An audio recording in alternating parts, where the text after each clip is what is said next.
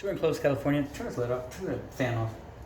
We're in Clovis, California. We're getting ready to try and repair a toilet that's been leaking water. You can see this is all solid waste here. And then, of course, you can see liquid and solid mixed together. It's been floating over the flange. The bolts are corroded. The only problem we can see right now is that's a metal ring down there. So if that bolt is corroded through, you're done in here. I mean, we can repair it for you, but there's a few ways to do it.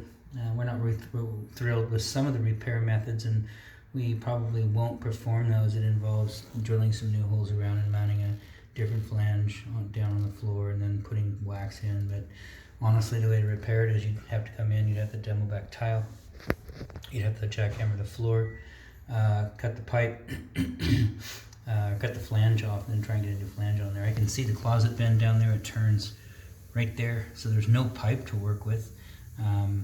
You know, so you have to cut it down, get an extended flange, try and glue one back on, but you still need to re-fasten it to the floor. So this is a mess, and it's not something we do. You know, we're plumbers. We're not, you know, house cleaners.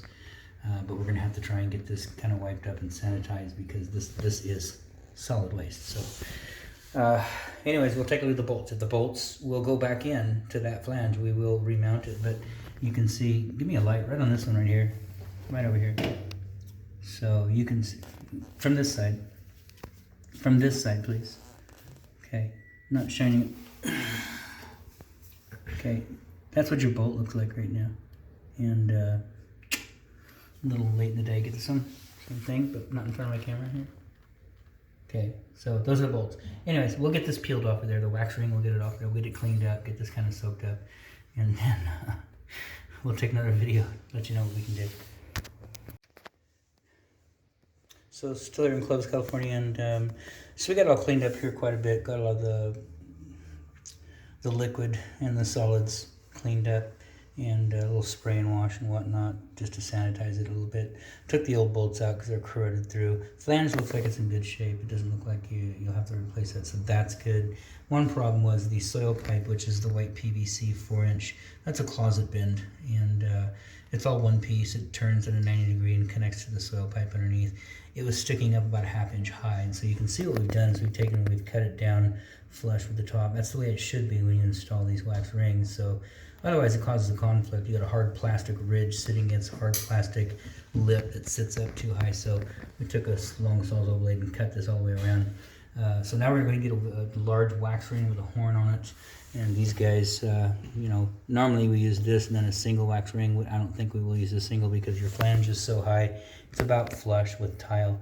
So I think just one ring is going to be good. We'll know when we go to put it on if it's enough. If not, we'll pull back off, put a second ring on there. So it looks good. We're going to go ahead and get this reset and shimmed, caulked in, take it for a test drive, and then we'll take another video when we're done.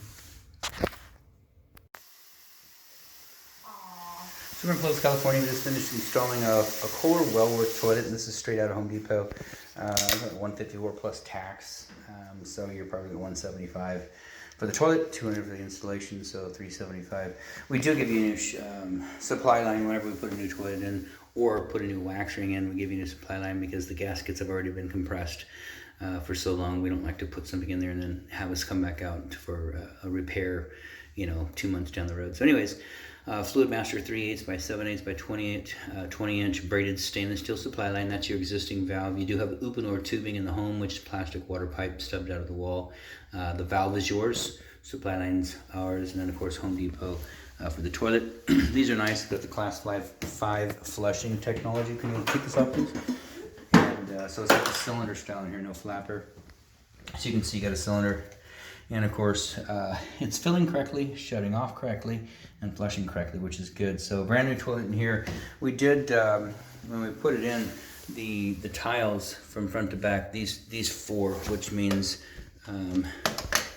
this one to this one, and same thing on the other side, those two. So these are sitting flat and those dive off. So you're way up off the ground back here. And you're down in the front, but way up off the ground back there. So you got some pretty major shims. We use hard plastic shims so there's no movement. Shims at the bolts, shims at the back, and then of course, same thing on the other side. Shims at the bolts and shims at the back. And then it's caulked in. We leave the back open in the event you ever start to have any kind of leaking water will be able to escape. It'll come out the back and you'll see it pretty readily. You've already got substantial damage around here. I'm not sure where it came from, what's going on, but the baseboards are swollen at the bottoms and at the tops.